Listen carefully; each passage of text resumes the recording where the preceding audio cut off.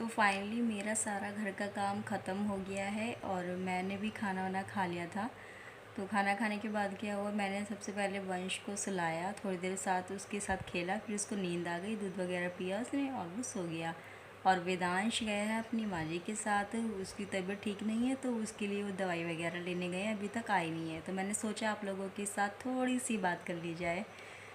तो देखिए, मैं एक बात आपसे शेयर करना चाहती थी।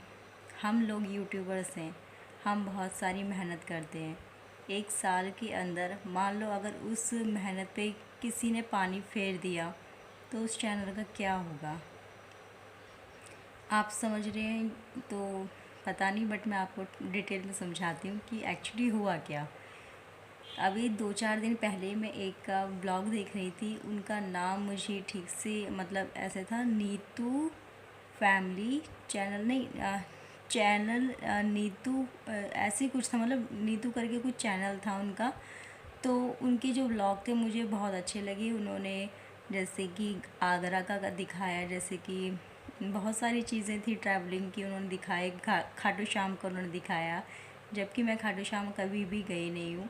उन्होंने मुझे अपने ब्लॉग के द्वारा मुझे दर्शन दिए। थैंक यू सो मच, अगर वो मुझे देख रही हो तो उन्होंने अपने एक ब्लॉग में एक बात बताई। उन्होंने बताया कि उन्होंने 1 साल तक अपने चैनल पे मेहनत करी और अचानक क्या हुआ कि उनका अकाउंट हैक हो गया।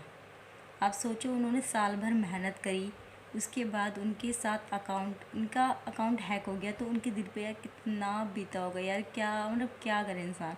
तो फाइनली उन्होंने अपना एक नया चैनल बनाया है, मैं उनका लिंक डिस्क्रिप्शन में दे दूँगी, आप उनका चैनल ज़रूर देखिएगा। वाकई में उनका ब्लॉग बहुत अच्छे हैं।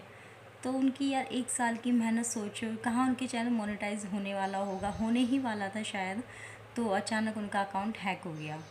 और हम लोगों के साथ भी यही प्रॉब्लम है, हम चैनल तो क्रिएट कर लेते हैं, बट चैनल को प्रोटेक्ट करने के लिए हमें क्या करना चाहिए, इससे मतलब क्या होता है कि हमें वीडियोज़ वगैरह हमें देखनी चाहिए, कि हम जितनी भी देखो, मुझे नॉलेज है, मैं आप लोगों के साथ ज़रूर शेयर करती रहती हूँ साथ के साथ। तो जितना मुझे पता चला कि देखिए, आप अपना सबसे पहले अपनी आईडी का ना एक स्ट्रॉन्ग पासवर्ड बनाइए। पहले क्या होता था, नॉर्मली पासवर्ड बनाते थे 1 2 3 4 और समथिंग, ये पासवर्ड हो गया। It is a not a strong password.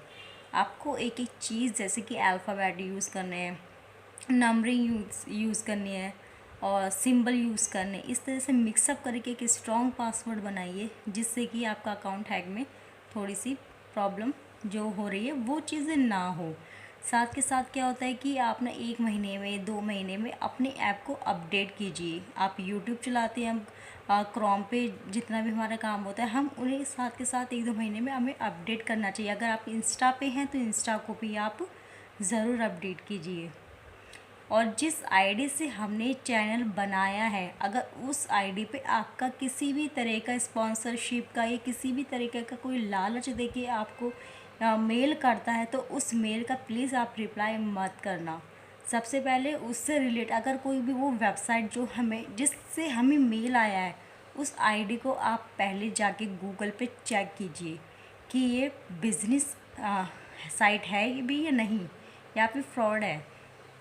ऐसे किसी भी मेल का रिप्लाई कभी मत देना, अपना पासवर्ड कभी भी शेयर मत करना, स्ट्रॉन्ग पासवर्ड बनाए रखना। और यही एक चीज़ें हैं, और भी रिलेटिव आप वीडियोस इस पे देख सकते हैं। जितना कि मुझे पता चला मैंने आप लोगों के साथ शेयर किया कि अकाउंट भी हैक होते हैं। ठीक है, अकाउंट किसी भी तरह का हो, मेरे साथ मेरा जो अकाउंट कभी हैक हुआ, चैनल तो नहीं हुआ, बट जो हमारे अकाउंट पैसे का होता है, जैसे कि हमें किसी भी बैंक में हम अकाउंट खुलवाते हैं, तो मेरा भी अकाउंट एक बार हैक हो चुका है। मेरे उस टाइम काफ़ी साल हो गए, मतलब मेरी शादी भी नहीं हुई थी, उससे पहले की ये बातें हैं। मेरे अकाउंट में से 4-5 हज़ार रुपये निकल गए थे।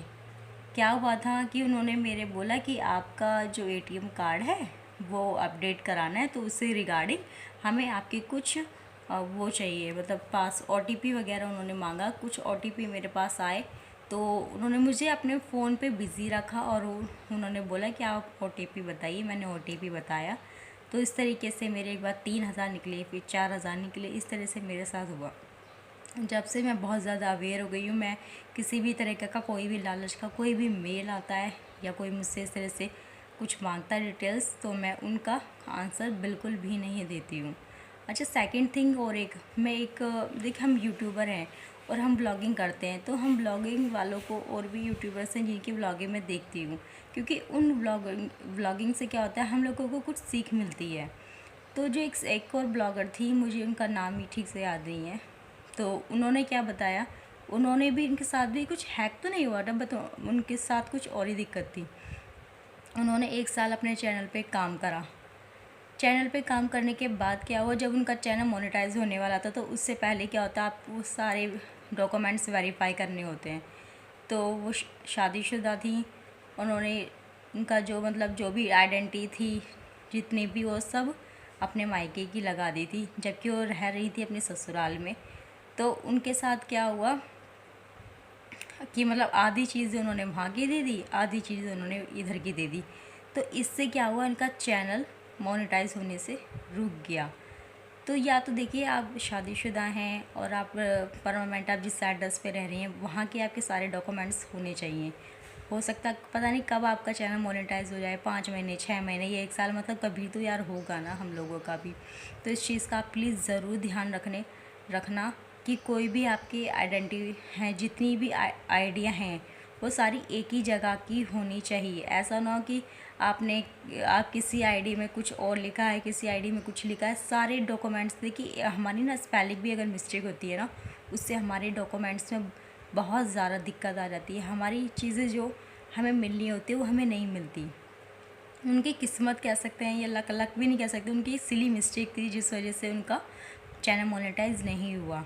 मेरे साथ भी ऐसा ही है, मतलब कि मेरी शादी हो गई लेकिन जितने भी मेरे डॉक्यूमेंट्स हैं वो सब मेरे मायके के ही हैं। अभी मैंने यहाँ पे नहीं करा है कुछ भी, तो धीरे धीरे मैं सोच रही हूँ अब उनको करवाऊँगी। यहाँ का परमानेंट एड्रेस चेंज करवाना है मुझे, क्योंकि यार ससुराल में रह रहे हैं तो सारी आइडेंटिटी यहाँ की होनी चाहिए हम लोगों की। तो यही 1-2 चीज़ें थी जो मैं आप लोगों के साथ शेयर करना चाहती थी। तो प्लीज़ इन बातों का आप ज़रूर ध्यान रखना, अपना चैनल हैक होने से बचाना, अपने चैनल को प्रोटेक्ट रखिए और इस तरीके की सिली मिस्टेक बिल्कुल मत करना। अपनी जितनी भी आइडिया वगैरह हैं, जितना भी है सब कुछ इकट्ठा रखें। ऐसा ना आपका चैनल मोनेटाइज होने वाला हो और आप बोले कि हमारे डॉक्यूमेंट्स ही पूरे नहीं हैं, तो ये आपकी खुद की मिस्टेक होगी, इसमें आपकी कोई भी हेल्प नहीं कर सकता। उस लड़की ने इतना वीडियोज़ देखी कि उसका चैनल मोनेटाइज हो जाए, लेकिन उसने यही बोला कि किसी ने मेरी कोई हेल्प नहीं करी, यूट्यूब से भी उसकी कोई भी हेल्प नहीं। फाइनली उसने क्या करा, अपना चैनल दूसरा क्रिएट करा, तो सारी मेहनत उसकी भी बेकार गई। एक ही चैनल हैक हो गया, दूसरा का मोनेटाइज नहीं हो पाया, तो दोनों का साल भर बर्बाद गया। तो ये चीज़ें आप लोगों के साथ ना हो। जो भी आप मेरे साथ सब्सक्राइबर जुड़े हैं, यूट्यूबर हैं, उनको मैं सब बताना चाहती थी। तो आपको ये मेरा ब्लॉग कैसा लगा, आप मुझे कमेंट सेशन में ज़रूर बताइएगा। देखिए, जितनी भी मुझे नॉलेज होती है मैं साथ के साथ आप लोगों के साथ शेयर करती हूँ, क्योंकि मेरी मदद करने से अगर किसी की मदद होती है तो मुझे बहुत खुशी होती है। और अगर मेरा ब्लॉग पसंद आया हो तो ज़्यादा से ज़्यादा लाइक कीजिए, सब्सक्राइब कीजिए। बाय।